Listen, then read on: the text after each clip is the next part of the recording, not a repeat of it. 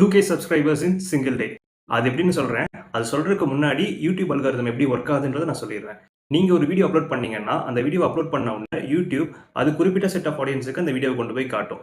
அந்த வீடியோக்கு அந்த சின்ன செட் ஆஃப் ஆடியன்ஸ் எப்படி ரியாக்ட் பண்றாங்கன்றத பொறுத்து தான், அது அடுத்த செட் ஆஃப் ஆடியன்ஸ்க்கு கிட்ட கொண்டு போகும். சப்போஸ் இந்த ஃபர்ஸ்ட் செட் ஆஃப் ஆடியன்ஸே வந்து சரியா ரியாக்ட் பண்ணல, லைக் பண்ணல, வியூ பண்ணல அப்படின்ற மாரி இருந்துச்சுன்னா, அது அடுத்த செட்டுக்கு கொண்டு போறத கம்மி பண்ணிரும். ஸோ அப்போ உங்க வீடியோட வியூஸ் வந்து கம்மியாகும், ரீச் கம்மியாயிரும். அந்த வீடியோ வந்து ஒரு டெட் வீடியோ ஆயிரும். ஃபார் எக்ஸாம்பிளுக்கு என் சேனலே எடுத்துக்கலாம். என் சேனல்ல பார்த்தீங்கன்னா, நான் லாஸ்ட் வீக் போட்ட வீடியோ பார்த்தீங்கன்னா, ஒரு 2K வியூ வந்துட்டு இருக்கு. இன்னும் போய்க்கிட்டே இருக்கு. ஆனா நான் ரீசென்ட்டா போட்ட வீடியோ பார்த்தீங்கன்னா, வெறும் 40 வியூஸ் தான் வந்திருக்கு.